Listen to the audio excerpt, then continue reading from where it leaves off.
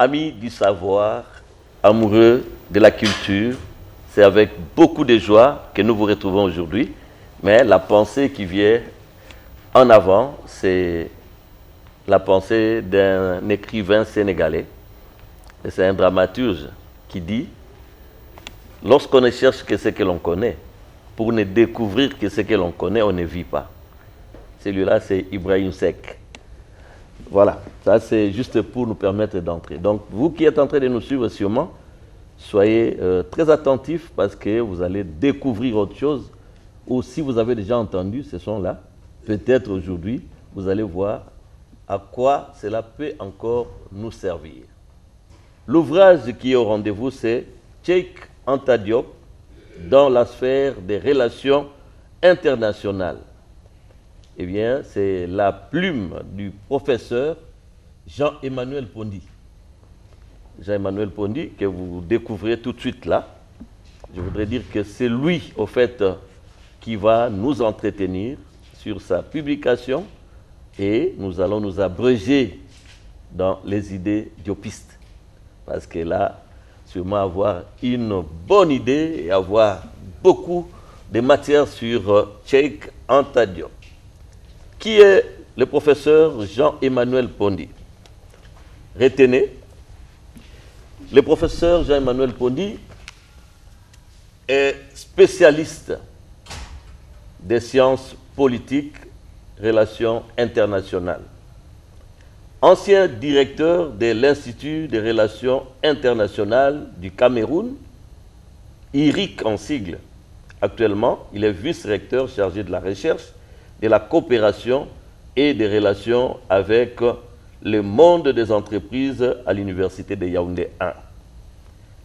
Le professeur Jean-Emmanuel Pondy, diplômé tour à tour de l'Université d'État de Pennsylvanie aux États-Unis, de la London School of Economics et de l'Université de Cambridge en Grande-Bretagne.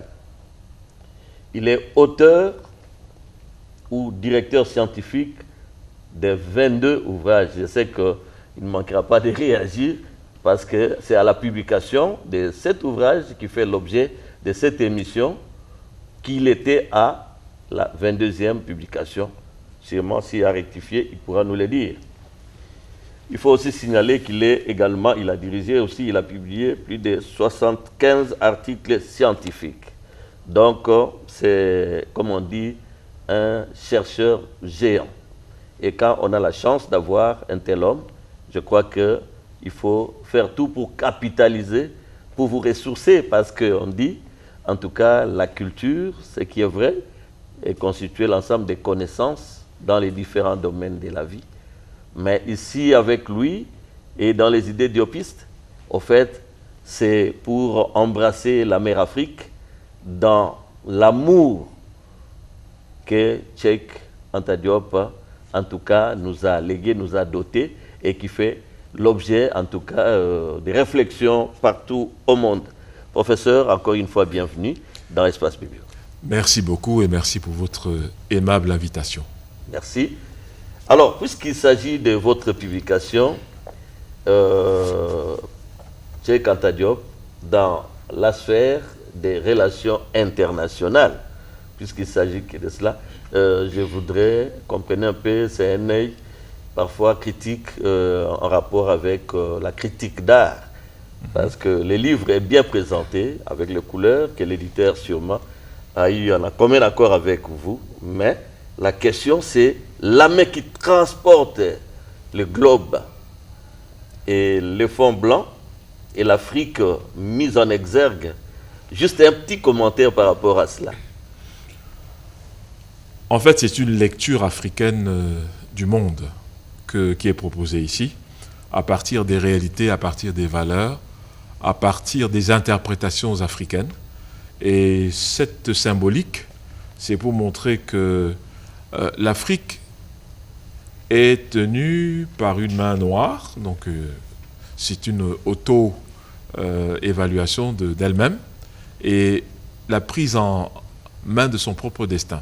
C'est un peu ça l'idée, je crois. Très bien, professeur. On dit qu'il y a que l'auteur qui sait établir l'authenticité de l'œuvre. Puisque nous sommes appelés à consommer. Et les idées diopistes, nous savons que ce sont des idées qui constituent... Parce que les gens pensent que la richesse, c'est seulement la richesse du sol ou du sous-sol. Le diamant, le coltan et autres. Mais alors que une autre dimension, d'autres richesses, je crois que demeure dans les idées diopistes. Professeur, je pose d'abord une question encore de curiosité avant d'entrer dans les livres. J'ai puisé dans votre publication un adage qui dit « Les grands esprits ne meurent pas ». Oui, c'est vrai. La preuve, c'est que Cheikh Anta Diop, qui est décédé voici plus de 30 ans aujourd'hui, fait encore l'objet d'une publication qui est sortie en 2020. Donc, et ce n'est pas la seule. Il y en a certainement d'autres encore à travers le monde. S'il était mort, enterré et oublié, très certainement qu'on n'écrirait plus sur lui. Mais il a laissé suffisamment de matière, suffisamment de réflexion pour qu'on continue encore à travailler sur sa pensée. Cheikh Anta Diop, le professeur Jean-Emmanuel Pondy signale quelque part, déjà nous entrons dans le corps de cet ouvrage au vu de ces différents chapitres. Il parle de la configuration du système international à la naissance de Cheikh Anta Diop. Ça a suscité une curiosité. Effectivement, je pars du principe que quand un enfant naît, c'est l'environnement dans lequel il vient au monde qui va l'influencer plus tard pour sa pensée. S'il devient un intellectuel, c'est-à-dire quelqu'un qui travaille avec la pensée, le cerveau, il va être confronté au problème de la date de sa naissance, plus 20 ans. Et il s'agissait donc de voir quel est le contexte économique, culturel, philosophique, humain dans lequel il va naître et à quoi ressemble le Sénégal de sa naissance. Parce que ce sont ces problèmes qui existent à ce moment-là auxquels il va faire face quand il sera déjà un jeune homme qui va à l'école, qui va à l'université éventuellement, et il devra résoudre ces problèmes. Donc c'est pour ça que j'ai pensé qu'il est important de bien serrer le type de monde dans lequel il arrive, parce que c'est comme ça qu'on comprend aussi ses réactions par rapport à ce monde-là. Si vous ne savez pas quel est ce monde, vous ne pouvez pas comprendre quelles sont les réactions qui ont suscité sa pensée, comme palliatif à tout ce qu'il aura rencontré comme problème, ou comme préjugé, ou comme, je dirais même, ou comme valeur. Quelles sont les valeurs qui sont les valeurs du moment où il naît? Professeur, à lire votre ouvrage, je sais que les amis qui sont en train de nous suivre déjà se posent des questions, comment ils peuvent en avoir, mais suivez attentivement d'abord l'émission, ça vous permet de comprendre quelque chose, parce que souvent, nous savons, on dit Jésus est mort, il est ressuscité, il est vivant. Je crois que Cheikh Anta Diop vit, oui. Il vit, et à travers le système des relations internationales, le professeur vous en dira plus que ça. Ce que je voudrais dire par là, c'est quoi? Puisque vous avez essayé d'expliquer les contextes. Et vous savez, aujourd'hui, professeur, comprenez, je suis un peu bavard pour essayer d'élucider. Le monde entier connaît des mutations. Et il y a eu, surtout pour l'Afrique, des décombres politiques sans pareil. Et les classes politiques sont telles qu'elles sont. Des idées, la guerre des idées, les chocs des idées, mais les idées diopistes, de valeurs, semble que ça peut constituer une solution à ces maux qui rongent les nations et le monde. Bien sûr. D'abord, il convient de dire que Cheikh Anta Diop est né en 1923. Voilà. Donc le monde dont il s'agit, c'est le monde de 1923. À quoi il ressemble? On s'aperçoit que le Sénégal est l'un des territoires français qui a un statut particulier. C'est-à-dire qu'il y a des Sénégalais qui ont la citoyenneté pratiquement française, ce qui est extrêmement rare à l'époque.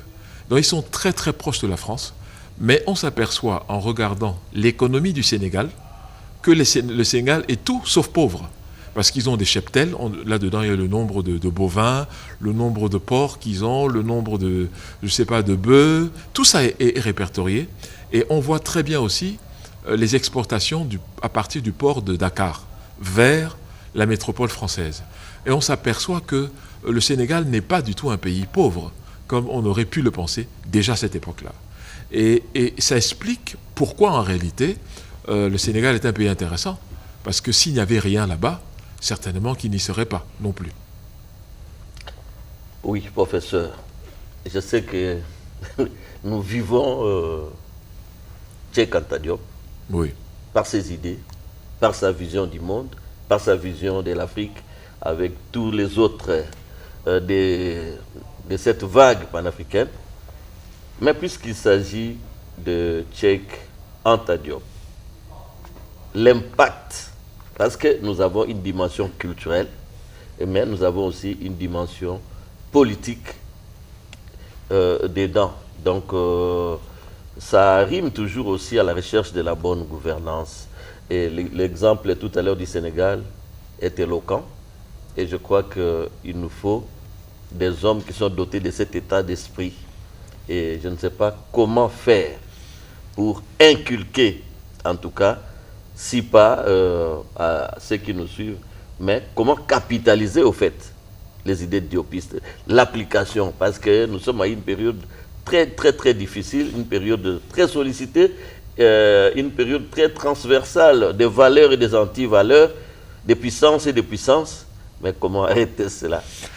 Non, d'abord, je pense qu'il faut que nous revenions à la formation de Cheikh Anta Diop. Okay.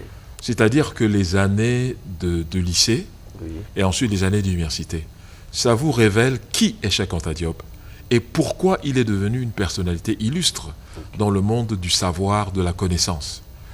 Parce que voilà quelqu'un qui naît quand même d'une famille musulmane, mais qui est un musulman qui va à l'école coranique, mais en même temps, il va aller à l'école occidentale.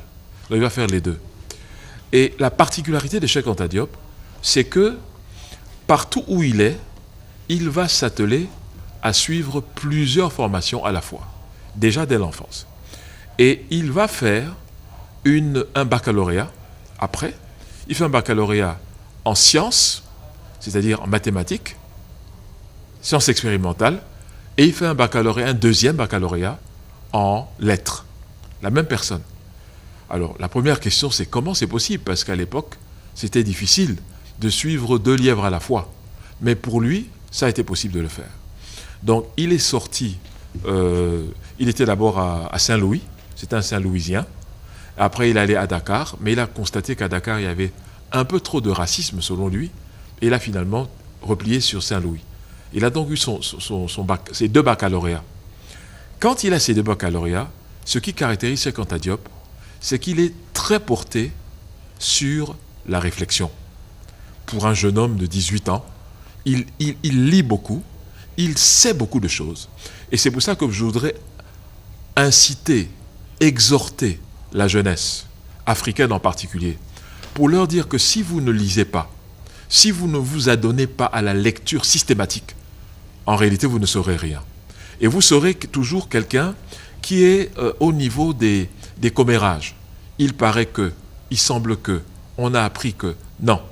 La science, elle est dans les livres, elle est dans la connaissance qui peut être référencée, qu'on peut citer, qu'on peut retrouver et qu'on peut vérifier. Donc, il est important pour nous, si vous avez des enfants, si nous avons des enfants, de leur dire de toujours lire. Et Cheikh Anta Diop est l'exemple même du jeune homme qui était extrêmement adepte de la lecture. Alors, quand il finit au Sénégal, il va aller en France. Et ça, c'est les années 1940, juste autour de 43, 44, 45. Et c'est justement là qu'il va se confronter au monde qu'il a accueilli, lui, à sa naissance. Parce qu'il y a des préjugés contre l'Afrique. On dit que l'Afrique est un continent soi-disant barbare, c'est un continent arriéré, et on nous fait comprendre que le salut de l'Afrique viendra toujours hors d'Afrique et jamais en Afrique. Ce que Cheikh Anta Diop ne croit pas. Et je pense qu'il a raison de ne pas croire ça. Parce que une civilisation ne peut se secourir que par elle-même, par ses propres ressorts. Si vous regardez ailleurs, c'est comme ça. Et donc, il faut savoir qui on est. Il faut savoir d'où on vient. Si vous voulez savoir où vous allez, il faut d'abord savoir d'où vous venez. C'est la logique même, et c'est la logique la plus simple. Donc, Cheikh Anta Diop s'en va en France, et il va s'inscrire, fait inédit encore, dans 2 facultés. Faculté des sciences et faculté des lettres. Mais on lui dit, mais Cheikh, est-ce que c'est normal? Tu seras très occupé. Non seulement ça, il va encore aller faire des brevets de chimie. Parce que son idée, c'est d'être ingénieur en aéronautique. C'est ça son idée. Okay. Et c'était extrêmement rare pour un Africain de penser à ça. La plupart des Africains ils voulaient être peut-être juristes ou bien être enseignants de lettres. Bon, c'était ça. Mais être ingénieur en aéronautique pour fabriquer des avions, s'il vous plaît. Ce n'est pas pour être un mécanicien d'aviation. Oui. Donc c'est quelqu'un qui était extrêmement, je dirais, ambitieux, mais dans le sens très positif. Et il était donc exigeant vis-à-vis de lui-même. Et il a suivi, croyez-moi, les 2 cursus à la fois, avec brio. Il a eu son baccalauréat déjà, les 2 baccalauréats avec mention, tous les 2, et il entre donc dans les 2 facultés à Paris, et il suit simultanément ses cours, et il rajoute encore des certificats de chimie, de physique, avec Marie Curie, qui était donc le prix Nobel de chimie de l'époque. Okay. Voilà, Julio et Marie Curie, c'était un couple. Donc, c'est quelqu'un d'exceptionnel, dans ce sens où il va bénéficier de la bourse française, mais il ne va pas être aussi docile qu'on s'attend à voir un lauréat de la bourse. Parce qu'en fait, le lauréat de la bourse n'est pas censé travailler pour rechercher son autonomie et rechercher la personnalité réelle de l'Afrique. Non. Il aurait plutôt dû encenser ceux qui lui donnent la bourse. Il aurait dû pratiquement les caresser dans le sens du poil. Mais ce n'est pas du tout ce qu'il a fait. Donc voilà un peu, je tenais quand même à dire la particularité de sa formation et qui lui a donc donné une assurance. Cheikh Anta Diop, c'est quelqu'un qui était sûr de sa science. Et il a découvert beaucoup de choses qui ont choqué le monde et qui jusqu'aujourd'hui restent encore extrêmement importantes pour la civilisation noire et la civilisation africaine. Je crois que vous, chers téléspectateurs qui nous suivez en ce moment, vous êtes en train de suivre le professeur Jean-Emmanuel Pondy et nous sommes en train de naviguer dans les idées diopistes. Cheikh Anta Diop, réellement, c'est quelqu'un, comme on dit, africain, qui est parti, mais il est parti avec une vision. Il est resté homme rigide parce qu'il n'est pas rentré en Afrique avec une tête occidentalisée. Et je crois que vous devez nécessairement aussi réfléchir là-dessus. Et c'est comme ça que je pose une petite question au professeur. Il en sait, il a déjà dit quelque chose. Mais pour votre intention, j'aimerais quand même que le professeur Jean-Emmanuel le dise. Au vu, à la lumière des idées diopistes, quelle Afrique, quelle jeunesse appelez-vous de tous vos voeux pour l'Afrique de demain?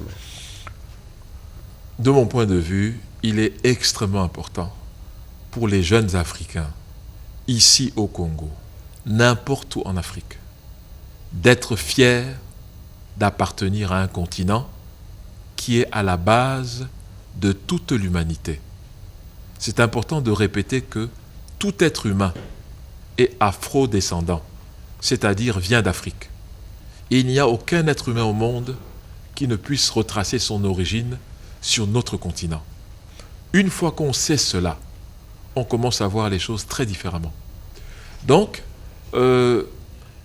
Cheikh Anta Diop va réveiller un certain nombre de vérités que sa recherche lui aura suggérées. Et il sera donc, par conséquent, très difficile ensuite de gérer l'approche diopiste, parce que c'est une approche qui va gêner beaucoup de gens, et en particulier les Occidentaux. Alors, qu'est-ce qui va se passer? C'est qu'il va faire une thèse de doctorat Et il y a tout un chapitre dessus, sur la manière dont va se dérouler la thèse. D'abord, sa thèse sera rejetée. Il ne pourra pas réunir le jury, parce que la matière qu'il aborde est une matière pluridisciplinaire. Terrible. Et dans la France des années 50, il était extrêmement difficile de réunir un jury composé d'historiens, d'anthropologues, de chimistes, d'égyptologues, etc. Parce que son sujet, en fait, embrassait toutes ces disciplines. Donc c'était un problème. On a rejeté sa première proposition de thèse. Il en a refait une deuxième, et c'est la deuxième donc qui a été retenue. Alors, sa soutenance de thèse elle-même est toute une épopée. Elle va durer 6 heures, je décris tout cela dedans. Oui. Et la question c'est pourquoi? Parce que Cheikh Anta Diop ne se présente pas devant son jury comme n'importe quel étudiant.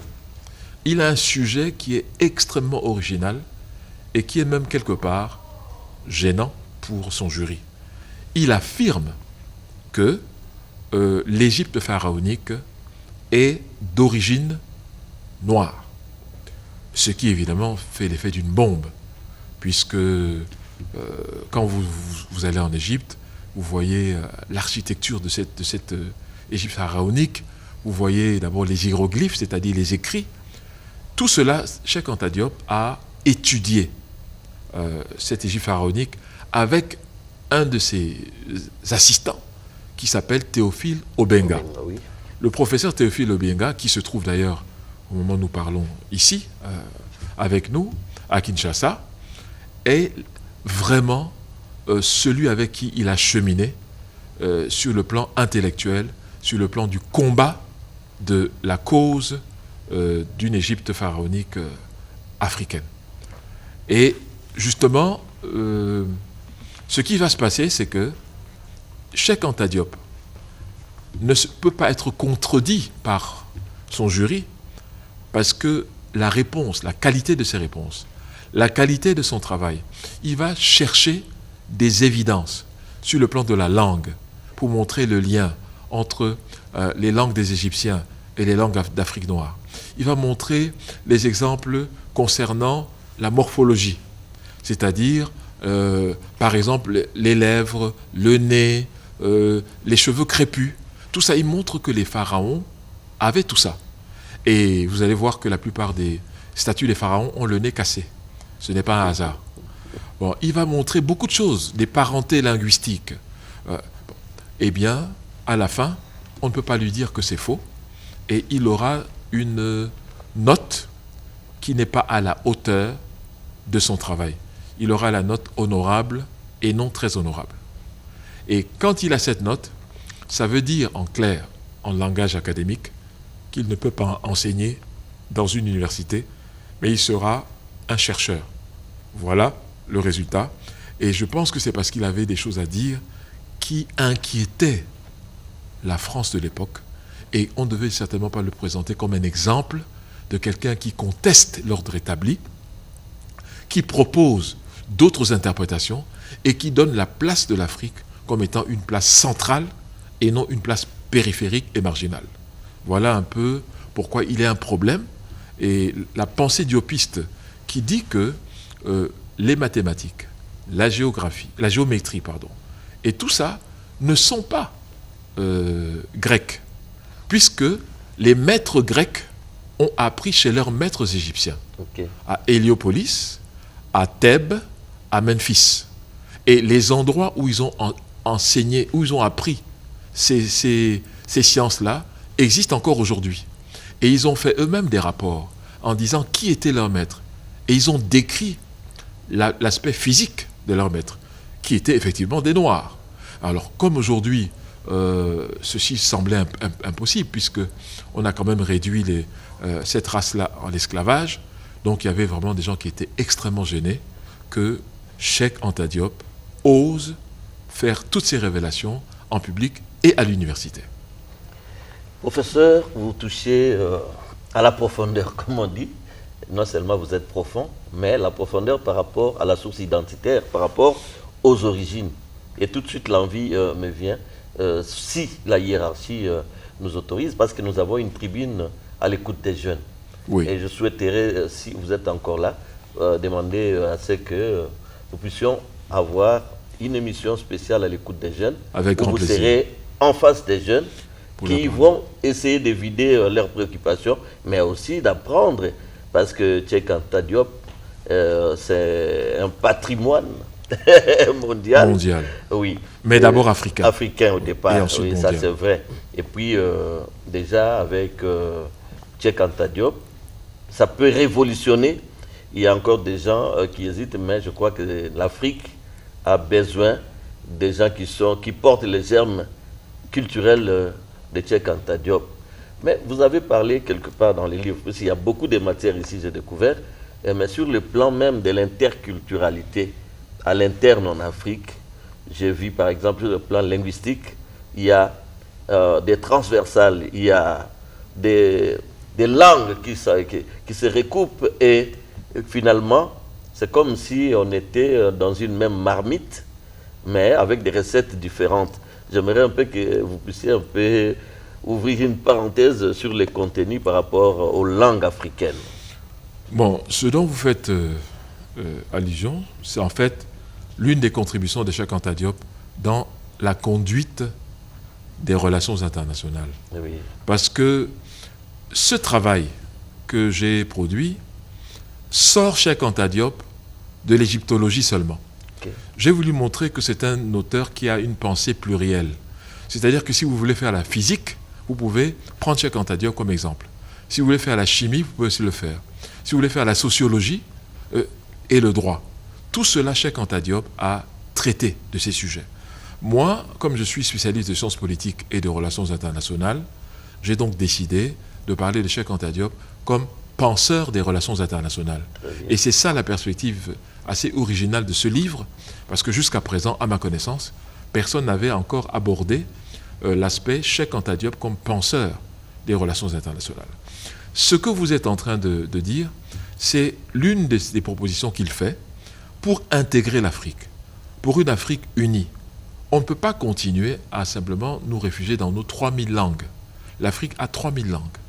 Or, si nous devons intégrer le continent, il faut que nous instaurions une langue qui soit transafricaine. Et il a proposé le Swahili comme langue transafricaine. Parce qu'il explique que le Swahili, c'est aussi le lien entre l'Afrique subsaharienne et l'Afrique du Nord. Mais il explique surtout que le Swahili est une langue dans laquelle on peut faire les mathématiques, la philosophie, la chimie. Donc, ce n'est pas du tout un frein à l'avancée des connaissances africaines. C'est plutôt une projection vers l'avant. Et il explique donc qu'avec le Swahili, on pourra faire du commerce, du tourisme, des investissements partout en Afrique. On n'a plus besoin de gens qui viennent nous dire il faut parler telle langue occidentale ou telle autre langue occidentale. Et c'est donc une façon, en fait, d'accélérer l'intégration que de décider politiquement. Et ça, c'est très important.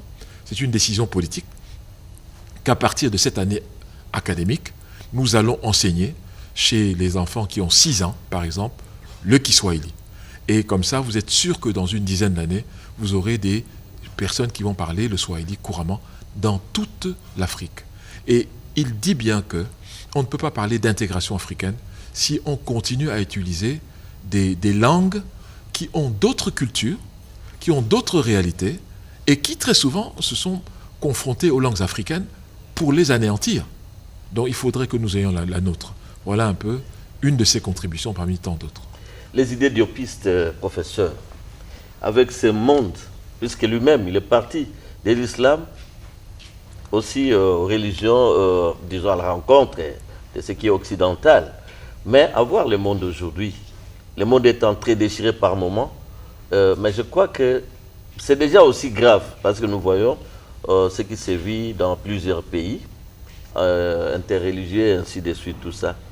Est-ce qu'on croit, comment les idées diopistes, lui qui avait un peu la vision d'ensemble, comment est-ce qu'on peut mettre ça à contribution pour que ceux qui sont dans des mosquées continuent librement à à rester dans les religions et ceux qui sont dans les églises autres, dans les temples autres que ça, et voire même, nous avons aussi des religions ancestrales, nous avons des églises de noirs et ainsi de suite. Mais conseil par rapport aux idées diopistes comme remède, c'est possible? Bon, je commencerai par dire que, de mon point de vue, au risque de choquer certaines personnes peut-être, mais ni la religion chrétienne, ni la religion musulmane ne sont d'essence africaine. Il faut que ce soit bien clair. Très bien. Toutes ces religions ont été apportées à l'Afrique, mais ne sont pas originaires d'Afrique. Donc quand les gens s'entretuent en Afrique pour des religions qu'on leur a apportées et qu'on leur a imposées, ça n'a pas de sens. C'est la première chose que je voudrais dire. Okay. La deuxième chose, c'est que les gens ont peur de la religion musulmane. On dit oui, elle est intégriste, elle est sur ça, djihadiste, etc. Mais en fait, l'islam africain est très différent de l'islam moyen-oriental. Pourquoi? Parce que dans l'islam, tel qu'il est vécu par exemple au Sénégal, vous avez deux grandes confréries.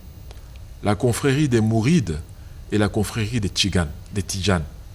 Ces deux confréries ont chacune des ancêtres.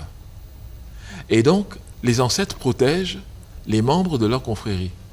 Et on ne peut donc pas avoir un Tidjane qui voudrait convertir un Mouride pour qu'il devienne Tidjane, ou vice-versa. Parce qu'en fait, dans notre manière de vivre, les ancêtres ne protègent que leur sang, et ceux qui sont des leurs. Donc, vous ne pouvez pas avoir El Hadj Omar Tal, par exemple, vers le Mali, on va faire un djihad contre les Mourides, ou contre... Non, ça n'a pas de sens. Donc ces histoires de djihad et tout ça ne sont pas, de mon point de vue, dans la culture musulmane africaine.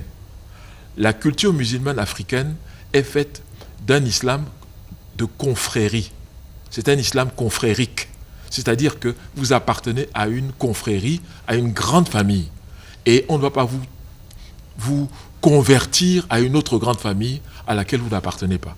Et donc ce que nous vivons aujourd'hui vient principalement, malheureusement, du Moyen-Orient, où ils ont leur interprétation de l'islam, qui, hélas, n'est pas une interprétation très ouverte ou bien tolérante vis-à-vis des autres, qu'ils appellent souvent des mécréants.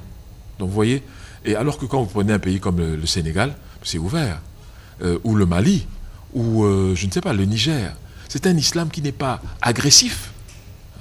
On n'en veut pas aux autres qui ne sont pas musulmans. Et ce que je dis là est vrai pour la chrétienté aussi. Okay. Voilà, donc je voudrais vraiment dire qu'on doit faire très attention.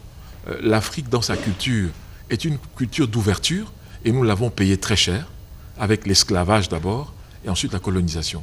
L'Africain, elle est social. Ce n'est pas pour dire que l'Afrique est un paradis, non. Il y a eu des guerres en Afrique terribles. Il y a eu des conflits en Afrique terribles, avant l'arrivée même de la colonisation. Ça, il ne s'agit pas pour nous de peindre une image idyllique d'une Afrique qui n'existe pas. Partout, vous avez des êtres humains, vous avez le conflit et la coopération, la paix et le conflit. Mais je voudrais dire que la culture africaine, d'une manière générale, elle pêche peut-être par sa trop grande sociabilité. Et c'est comme ça qu'on a été les victimes des ruses des uns et des autres. Je crois que les âmes averties, et puis les personnes qui discernent, ils peuvent déjà en déduire quelque chose en rapport avec des querelles interreligieuses et autres, tout ça. Ça, on pourra peut-être faire allusion dans des grandes conférences, des échanges sur terrain. Mais professeur, je voudrais, puisqu'on est en train de cheminer vers la fin, j'aimerais que vous puissiez, au fait, nous dire, en rapport toujours avec des idées diopistes, vous-même en tant que spécialiste des relations internationales et sur le plan des relations culturelles internationales, est-ce que les relations culturelles internationales peuvent être très efficaces au vu des idées diopistes pour la résolution des conflits en Afrique? Très bien. En fait, la pensée de Cheikh Anta Diop, c'est que c'est la culture qui est au-dessus de toute autre chose. La pensée de Kwame Nkrumah, c'est que c'est la politique qui est au-dessus de toute autre chose. Parce qu'il faut qu'on soit bien clair. Oui. Et donc l'unité dont parle Cheikh Anta Diop pour le continent africain, c'est d'abord l'unité culturelle de l'Afrique. Parce qu'il dit que, en réalité, les Africains sont complémentaires les uns des autres en matière de leur culture. Et nous avons la première culture humaine, c'est-à-dire que la culture a commencé avec nous. On ne peut donc pas venir nous dire que nous sommes des gens sans culture, puisque nous sommes ceux qui ont porté la culture de l'humanité tout entière. On ne peut donc pas nous le dire. Et ce qu'a découvert Cheikh Anta Diop a remis en question l'ensemble de l'interprétation de la place de l'Afrique dans le monde d'aujourd'hui et dans le monde du début. Parce que c'est nous qui avons tout créé. À vrai dire, les Africains ont eu à résoudre tous les problèmes que l'être humain a eu à confronter. On ne peut donc pas nous dire que nous sommes des gens sans innovation, sans esprit de synthèse et tout ça, puisque nous avons résolu tout ça. La question, c'est maintenant pourquoi est-ce que nous avons stagné et pourquoi est-ce que les autres nous ont dépassés? C'est ça la vraie question. Mais on ne peut pas nier le fait que l'Afrique a été au début de l'aventure humaine. Point. Donc si vous avez été au début, vous avez donc pu résoudre tous les problèmes, ouais. Puisqu'aujourd'hui, malgré tout ce qui nous est arrivé, nous sommes toujours debout. Ça veut donc dire qu'il y a une résilience africaine qui est réelle. Et les jeunes Africains doivent comprendre cela. Ils ne doivent pas être en admiration devant les autres. Moi, je ne prône pas la haine des autres civilisations. Je ne prône pas la haine des autres races. Non. Je pense que la haine est un sentiment pour les médiocres, un sentiment pour les gens qui ne réfléchissent pas. On n'éteint pas le feu en apportant du feu. On éteint le feu en apportant de l'eau froide. C'est ça qui éteint le feu. Moi, je ne peux pas préconiser la haine entre les êtres humains. Même ceux qui nous ont rendus en esclavage, il faut avoir plutôt pitié d'eux, parce qu'en fait, ils ne comprennent pas très bien. Moi, je pense que les jeunes Africains doivent comprendre qu'aucune civilisation, je dis bien aucune civilisation, ne peut s'en sortir en comptant sur une autre. Ça ne s'est jamais fait. Tous ceux qui s'en sortent comptent d'abord et principalement sur eux-mêmes. On ne peut pas se développer en se désafricanisant. Ce n'est pas possible.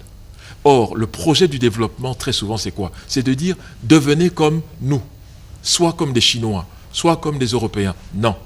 Vous devez d'abord être vous-même et adopter ce qui, ailleurs, renforce votre être à vous. Là, vous choisissez, mais on ne doit pas vous imposer. Vous devez opérer des choix pour que les choses aillent bien chez vous. Et ce n'est que quand vous êtes bien avec vous-même, à l'aise avec votre civilisation, que vous avez déjà modernisé, c'est vrai, c'est là que vous serez dans le rendez-vous du donner et du recevoir, comme le dit Léopold Sédar Senghor. J'ai retenu un mot, la haine. Et ça me fait penser à un écrivain camerounais, Patrice Ndedi-Penda, oui. Dramaturge. J'ai monté sa pièce, j'ai raflé presque tous les prix à un festival.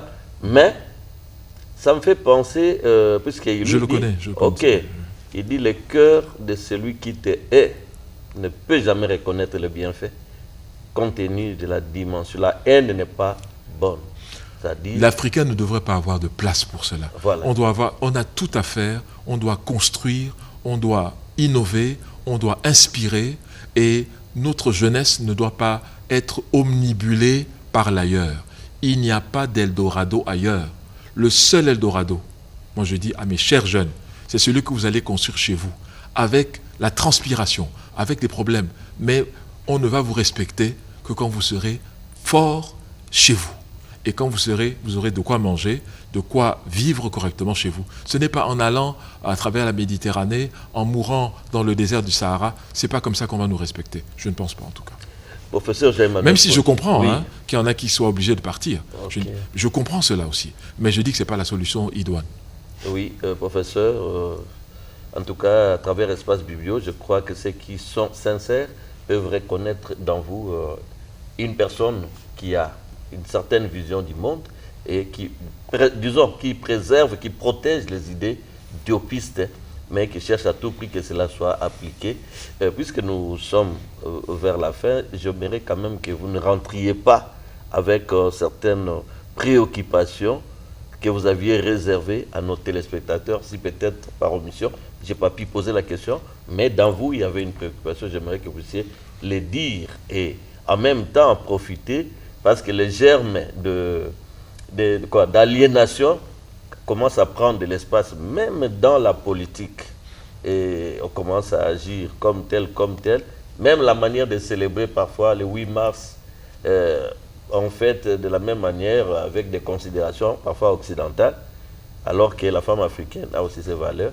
Bon, ce n'est pas pour créer des polémiques, mais je voudrais que vous puissiez dire à nos téléspectateurs, néanmoins, c'est que vous aviez, peut-être que je n'ai pas pu toucher là-dessus. Oui, je voudrais dire deux choses. Ok. La première, c'est que aujourd'hui, l'enjeu du XXIe siècle, c'est l'Afrique. On peut dire tout ce qu'on veut, mais c'est cela. C'est-à-dire que les autres continents n'ont pas ce que nous avons.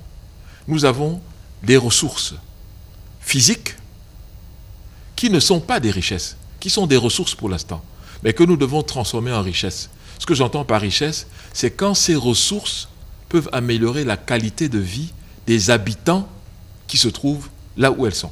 Pour moi, ça devient donc une richesse. La deuxième chose, c'est que nous avons également les ressources humaines. L'Afrique est le continent le plus jeune au monde et dans 2 générations, c'est-à-dire dans plus de 50 ans, ça sera toujours le cas.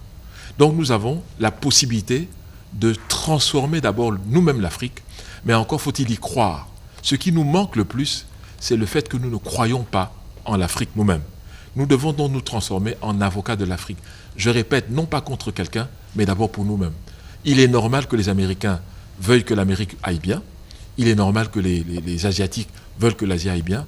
Mais en quoi serait-il un crime que les Africains disent que nous devons faire en sorte que l'Afrique aille bien et que nous soyons fiers d'être qui nous sommes? Voilà ce que je dirais. Maintenant, deuxième grand point, c'est que les Africains ne lisent pas assez. Et c'est pour ça que je suis particulièrement content d'être à Espace Biblio pour dire qu'il n'y a pas de mystère. Toutes les personnes brillantes que vous voyez, c'est le fruit d'un long travail de lecture et de lecture. Donc moi je pense que s'ils vont sur ma page Amazon par exemple, ils vont voir tout ce qui est disponible et également qu'ils aillent sur ma chaîne YouTube. Parce que là-dedans, il y a beaucoup de choses, beaucoup d'enseignements. Et nous devons ouvrir notre esprit, ouvrir notre cerveau pour emmagasiner des choses utiles qui transforment la vie, qui transforment l'Afrique et qui nous rendent des gens respectables dans le monde. L'Afrique n'a pas honte, ne doit pas avoir honte d'être qui elle est. Je pense que nous sommes en réalité l'enjeu essentiel du XXIe siècle. Autre chose? C'est bon. Merci, professeur, d'être venu. Merci pour les matières. Merci à vous, fidèles téléspectateurs, pour nous avoir suivis. La lecture, là, c'est une recommandation. Parce que quand vous lisez, en tout cas, vous allez découvrir et vous allez devenir, comme on dit, un homme parmi les hommes. Un érudit. Un érudit, voilà. Bien, Cheikh Anta Diop, en tout cas, dans la sphère des relations internationales, c'était la plume de Jean-Emmanuel Pondi, professeur des universités, vice-recteur de l'université de Yaoundé. Hein? Yaoundé 2. Voilà, je suis maintenant à Yaoundé 2. À Yaoundé 2. Oui, quand j'avais écrit ça, j'étais à Yaoundé 1, maintenant je suis à Yaoundé 2. Oui. Je suis vice-recteur chargé des enseignements, oui, de la professionnalisation, wow, et du développement des TIC. Voilà. Et il est professeur visiteur, en tout cas dans différents continents. Oui. Merci de nous avoir suivis, avec le plaisir de vous retrouver sur ma prochaine. Allez, portez-vous.